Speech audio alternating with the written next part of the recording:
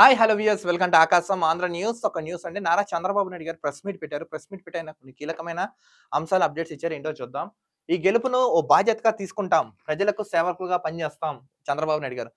Bumper majority ఎవరైతే జనాలు ఇచ్చారో మీ అందరి కృతజ్ఞతలు. నెక్స్ట్ దీన్ని మేము ఒక ఛాలెంజ్ గా తీసుకుని అభివృద్ధి దిశగా మేము వెళ్తాం చంద్రబాబు నాయుడు గారు చెప్పుకొచ్చారంటే చూద్దాం.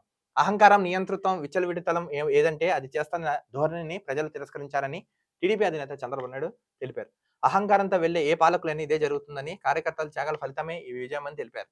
ఎవరైతే అహంకారంతో వెళ్తారో, దోపిడితో వెళ్తారో, దుర్మార్గంతో వెళ్తారో, అరాచకంతో వెళ్తారో వాళ్ళకి ఇలాంటి ఫలితాలే వస్తాయని నారా చంద్రబాబు నాయుడు గారు తెలిపొచ్చారు. దానికి నిలువెత్తిన ఉదాహరణే ఈ జగన్మోహన్ రెడ్డి ఓడిపోవడం అని చెప్పుకొచ్చారు. ప్రభుత్వ వ్యతిరేక ఓటు చీలకూడదని పవన్ గొప్ప నిర్ణయం తీసుకున్నారని, గత అసెంబ్లీలో తనకు, తన భార్యకు, తన కుటుంబానికి జరిగిన అవమానాన్ని భరించలేకపోయానని, తన విజయానికి అందరూ సపోర్ట్ చేశారని తెలిపారు.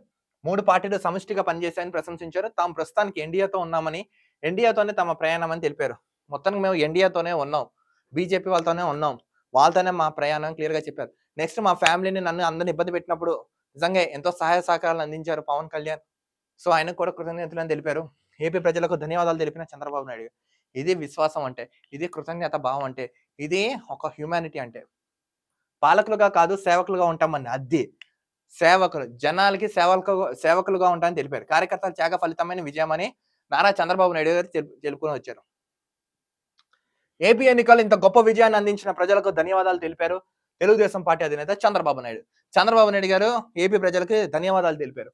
అభ్యర్థులను గెలిపించిన వారందరినీ శిరస్సు వంచి కృతజ్ఞతలు తెలియజేస్తున్నానని, తన 40 ఏళ్ల సుదీర్ఘ రాజకీయ జీవితంలో ఈ 5 ఏళ్లు చూసిన ప్రభుత్వాన్ని ఎప్పుడు చూడలేదని తెలిపారు.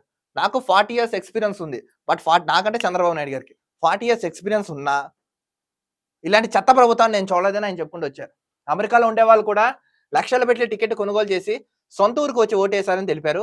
పక్క రాష్ట్రాల్లో కూడా కూలి పనులకు వెళ్ళిన వ్యక్తులు కూడా వచ్చి ఓటు హక్కు వినియోగించుకున్నారని చెప్పుకుంటూ వచ్చారు చంద్రబాబు నాయుడు గారు. రాజకీయాలు ఎవరు శాశ్వతం కాదని, ఈ 5 ఏళ్ల పాలనలో ప్రజాస్వామ్యాలనే వ్యవస్థలను ఎన్నో పడ్డాయని చూసామని తెలిపారు. రాజకీయం ఎవరికి శాశ్వతం కాదు. ఎన్నో అవమానాలు, ఘోరాలు చూసాం. నెక్స్ట్ ఇందులో ఎవరు శాశ్వత మిత్రులు, శాశ్వత శత్రులు ఉండరని ఆయన తెలిపారు. ఇంత చరిత్రాత్మకమైన ఎన్నికలు గతంలో తాను ఎప్పుడు చూడలేదని, తెలుగుదేశం పార్టీ చరిత్రలో సువర్ణాక్షరాలతో లెక్కించదగ్గ ఎన్నిక అని వ్యాఖ్యానించారు.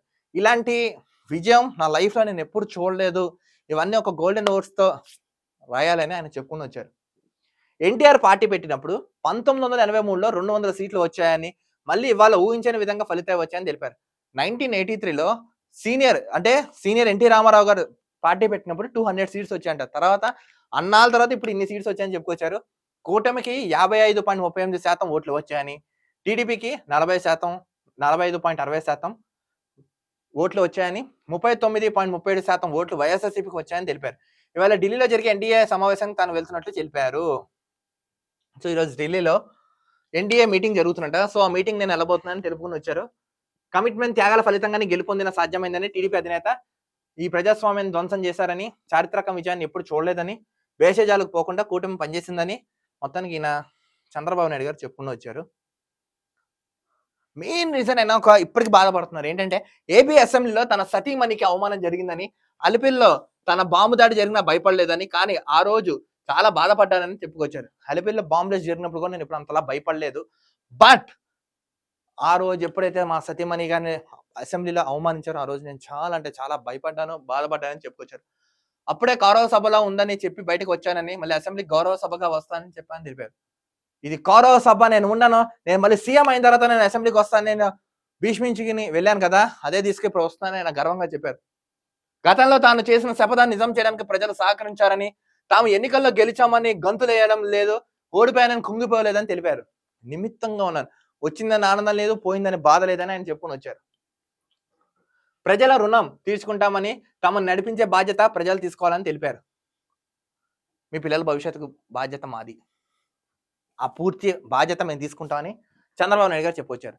రాబోయే రోజుల్లో ప్రజలు కూడా ఫీడ్బ్యాక్ ఇవ్వాలని కోరారు. పవన్ కళ్యాణ్, ప్రధాని మోడీ, అమిత్ షా, ఏపీ బీజేపీ అధ్యక్షురాలు పురంధేశ్వరి, బీజేపీ నేతలను అభినందిస్తామని తెలిపారు. సో నిన్న ఎవరైతే నెగ్గారో వీళ్ళందరికీ ఆయన ధన్యవాదాలు తెలిపారు, అభినందించారు. కూటమిలో అందరూ కలిసికట్టుగా పనిచేశారని, ఈ విజయం 3 పార్టీల కార్యకర్తల సమిష్టి కృషి అని అన్నారు. ఢిల్లీ వచ్చిన తర్వాత భవిష్యత్ కార్యాచరణపై సమీక్షించాలని తెలిపారు. మొత్తానికి ఏంటంటే చంద్రబాబు నాయుడు గారు ప్రెస్ మీట్ పెట్టారు. ప్రెస్ మీట్ పెట్టి ఏం చెప్పారు? తీర్పిచ్చిన మీ అందరికీ పేరు పేరున ధన్యవాదాలని ఆయన చెప్పుకొచ్చారు చంద్రబాబు నాయుడు గారు. అలానే పవన్ కళ్యాణ్, మోడీ, అమిత్ షా, పురంధేశ్వరి వీళ్ళందరూ నిన్న నెగ్గారు కదా! వీళ్ళందరికీ కృతజ్ఞతలు తెలిపారు. మీ భవిష్యత్తు మాది. జస్ట్ మేము వెళ్తాం. మాకు సపోర్ట్ చేయండి. మీకేమైనా సహాయ సహకారాలు కావాలన్నా మీకు మేము అందిస్తామని నారా చంద్రబాబు నాయుడు గారు ఈరోజు పెట్టిన ప్రెస్ మీట్‌లో పెట్టారు. చూసారా? వచ్చిందని ఆనందం లేదు, పోయిందని బాధ లేదు. నిమిత్తంగా ఉన్నారు. అలా ఉండాలి.